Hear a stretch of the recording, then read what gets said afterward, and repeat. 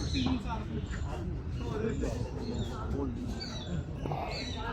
के बल यानी मतलब आपने सब स्थिति दे रहे हैं, पेट के बल जिनकी नहीं बनी तो वो भी बना लें। पेट के बल मकर आसन की स्थिति में आए, इस तरह से अब विधि बताई गई है। पेट के बल लेटकर दोनों भुजाओं को मोड़ते हुए बाएं हाथ की हथेली पर दाएं हाथ की हथेली रख दें। ये इस तरह से रखिएगा। हथेलियों का रुख नीचे की ओर हो, सिर का दायां भाग हथेली पर रखें, यानी कि दायां भाग। अब उसमें कान भी आ जाएगा, सब कुछ आ जाएगा। दोनों पैरों में 1.5 से 2 फीट का फासला बनाएं। शरीर को शिथिल कर दें। पंजे दाएं बाएं बाहर की ओर लेटे हुए हों। श्वास सामान्य बना। ये ऐसे ही जब आसन के बाद जब मकर आसन दोबारा जब कराएंगे तो जैसे इसमें बायां हाथ रखा, अब दाएं हाथ के ऊपर बायां हाथ चेंज हुआ है। मैं सिर्फ ये पूछ रहा था जो प्रोटोकॉल है, पहले हाथ को फैला के तब उसे बोलते हैं। हाँ नहीं, वो हमने हटा दिया। हम हमने ढीला ठीक है जो रोज करते हैं ना, उसी को लेकर कोशिश करें।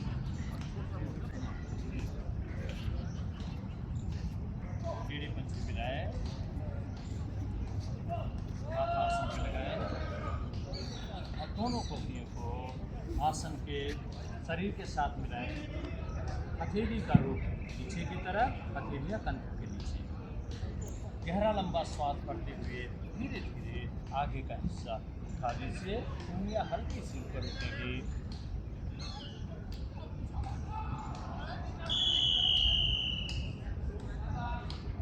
से ऊपर का भाग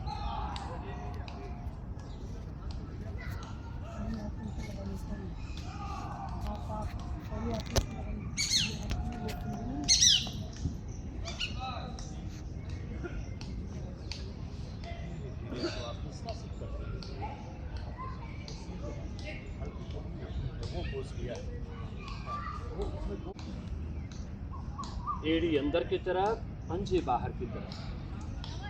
पंजे बाहर की तरफ, एड़ी अंदर की तरफ। जो हथेली ऊपर है, कान रख दें, माथा उसके ऊपर रखें। इसके बाद मैं क्योंकि मैं वही शब्द लिखूँगा। हमें जो है ना जो कराया जाएगा, फिर जो जिनको दिया तो हमें ये शब्द विश्राम की स्थिति बनाए रखें। पैरों में फासला रखिए। आप खोलो पैरों को।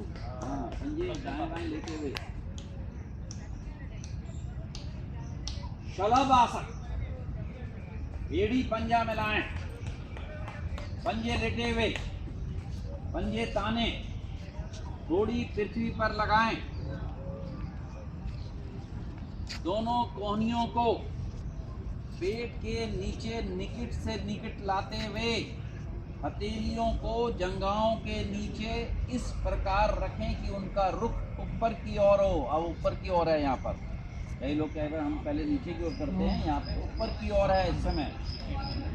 श्वास भरते हुए दोनों घुटनों को बिना मोड़े, दोनों टांगों को धीरे धीरे अधिक से अधिक ऊपर की ओर उठाएं।